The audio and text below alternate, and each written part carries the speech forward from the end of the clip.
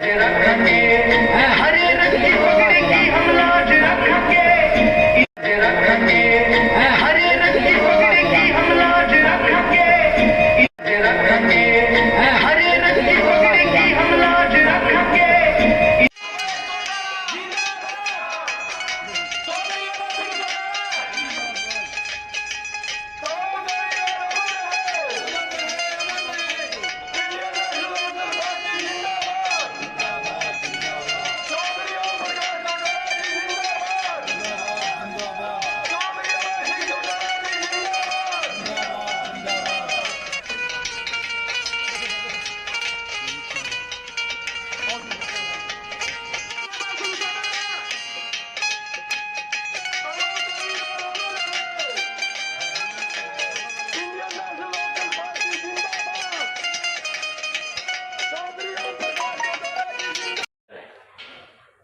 वही यहाँ तो बड़े बड़े घोटाले किए गए थे। अगर सबका जिक्र करें तो फिर टाइम लगता है। शराब का घोटाला हुआ, गेहूं का हुआ, सरसों का हुआ, चने का हुआ, और उसके बाद यहां तक भी कि जो रजिस्ट्रियां कराई जाती है उनमें भी बेचने वाले से खरीदने वाले दोनों से कमीशन के रूप में पैसा लेकर के मंत्रियों तक पहुंचाया जाता है। इनके अधिकारी खुद इस बात को स्वीकार करते हैं और कहते हैं कि हमारी मजबूरी है, हमें ऊपर से आदेश है, अगर हम पैसा ऊपर तक नहीं पहुंचाएंगे तो फिर हमें किसी गुड्डे लाइन पोस्ट पे ले जाकर के लगा दिया जाएगा। जहां साथियों भारतीय जनता पार्टी ने इस 6 साल के अंदर हर वर्ग के लोगों को दुखी किया, परेशान किया। यहां तक कि किसान जब ये कृषि के 3 नए अध्यादेश आए थे, कानून बनने से पहले लोग जब इसका विरोध कर रहे थे, किसान जब इकट्ठा होकर के पीपली में गया था तो किसान की बात सुनने की बजाय उसके ऊपर लाठीचार्ज किया गया और लाठीचार्ज करके उस किसान को जो है डराने की कोशिश करी। उसको कहीं ना कहीं ये दबाव बनाना चाहते थे कि अगर तुम सड़क पे उतरोगे तो हम सख्ती से तुम्हें निपट करके जहां लाठियां बरसाएंगे वहीं आपके खिलाफ मुकदमे दर्ज करके आपको जेल की सलाखों के पीछे भेज दें। एक बड़ा ताजा उदाहरण है, भारतीय जनता पार्टी के लोगों ने पिछले दिनों एक ट्रैक्टर यात्रा पूरे प्रदेश में निकाली और ट्रैक्टर यात्रा निकाली ये जो 3 काले कानून बनाए इनके समर्थन में। जहां ट्रैक्टर यात्रा निकाल रहे थे, लोग जब इसका विरोध कर रहे थे तो नारायणगढ़ के अंदर एक 80 साल के बुजुर्ग को ट्रैक्टर पर बैठा के ले आए। उन बीजेपी के नेताओं को शायद इस बात का अंदाजा नहीं था कि ट्रैक्टर पे बैठे हार्ट का मरीज है। उसको ले तो इसलिए आए बैठा करके, गरीब आदमी था, कोई लालच दे दिया और उस गरीब ने लालच में आकर के उस ट्रैक्टर यात्रा में शामिल हो गया, बैठ गया। जब थोड़ी दूर चला तो उसको हार्ट की तकलीफ थी। लोग जब विरोध कर रहे थे, कहीं सफोकेशन ज्यादा हुई, उसकी वजह से उसका हार्ट फेल हो गया। हार्ट फेल होकर के मर गया। मरने के बाद उसका पोस्टमार्टम कराने की बजाय जो किसान उनका विरोध कर रहे थे उनके खिलाफ 302 के मुकदमे बना दिए। किसान ने कोई पत्थर थोड़े मारे थे उस पर, किसी ने उसको ट्रैक्टर से नीचे थोड़े गिराया था।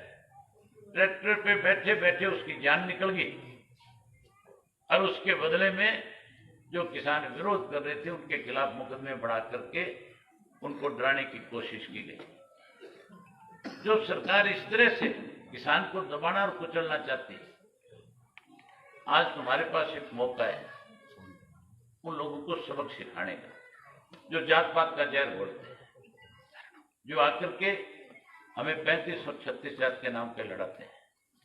ऐसे लोगों को सबक सिखाने के लिए 3 तारीख को ऐनक के सामने का बटन दबा करके इनकी जमानत जब्त कराने का काम करना। आप अपने गांव के बाहर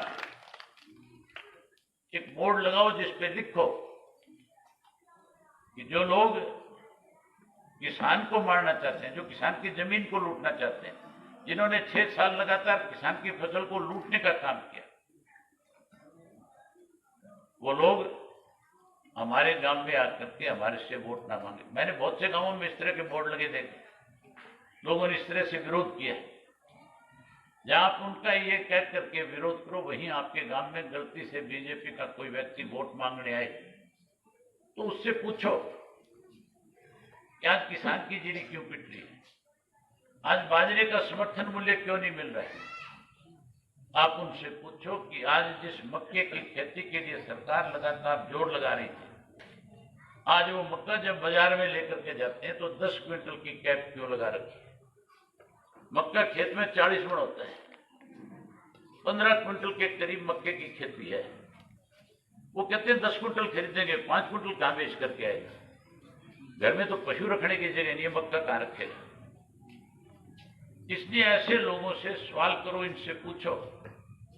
ये साथियों, आपको संतुष्ट करने के बजाय कांग्रेस बीजेपी वाले आपसे कहेंगे कि अगर सत्ता में भागीदारी करनी है, 4 साल और इसी तरह से परेशान होना है तो फिर हमें वोट दे दे।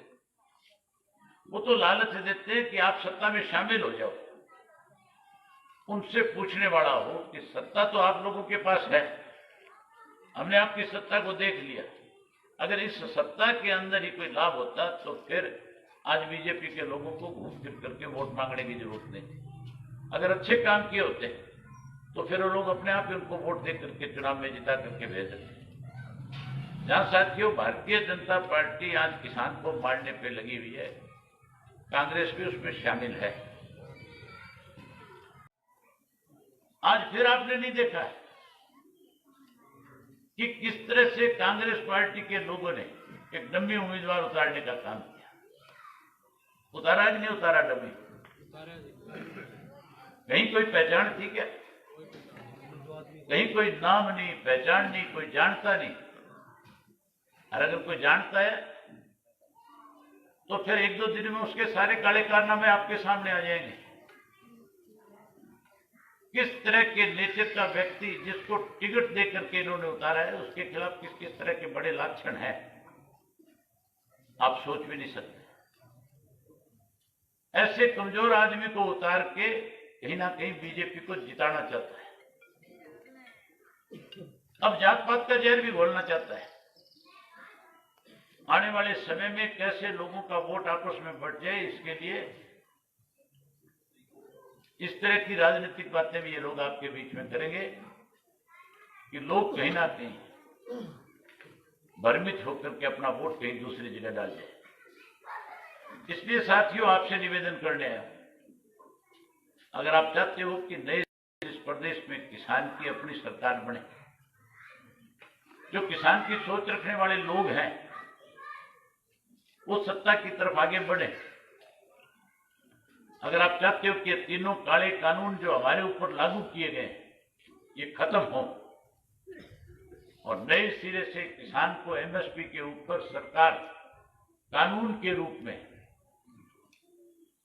कानून बना करके किसान की फसल का एक एक दाना एमएसपी पे खरीदने का काम करे, इस तरह का एक नई अमेंडमेंट उस कानून में करे, तो फिर उसके लिए आपको राजनीति से ऊपर उठना पड़ेगा,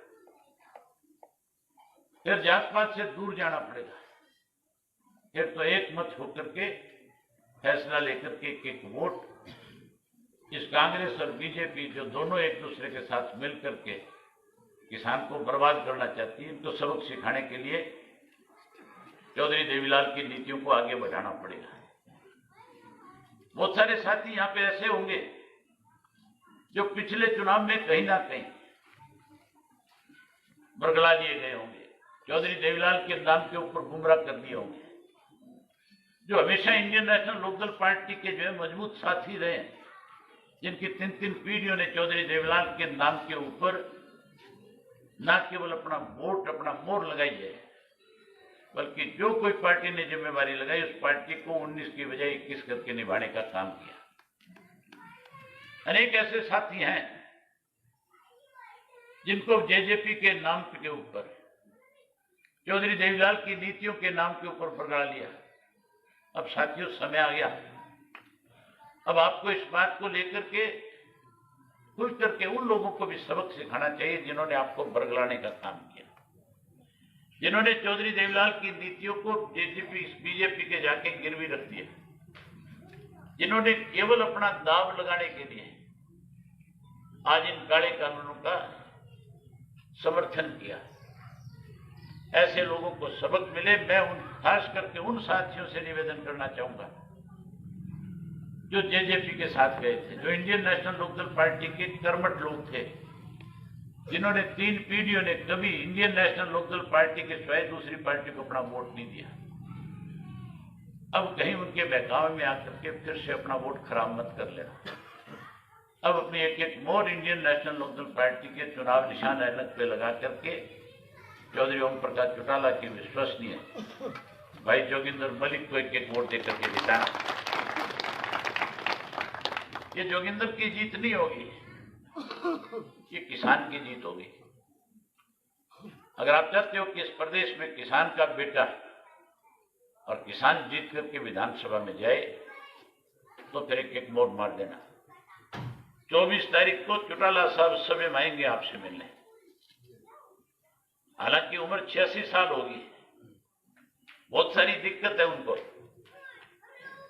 चलने में भी दिक्कत है, लेकिन उसके बावजूद जब हमने उनसे कहा तो कहने लगे कि भाई मैं एक बार ही जरूर जाके लोगों से मिल के आऊंगा। 24 को आपके गांव में आएंगे तो मेरी आपसे प्रार्थना है कि 24 को आप उनकी बात भी सुनना। यही बात आपसे कहने करने आया था, आपने मेरी बात सुनी। आप सबका बहुत धन्यवाद। जय हिंद, जय भारत।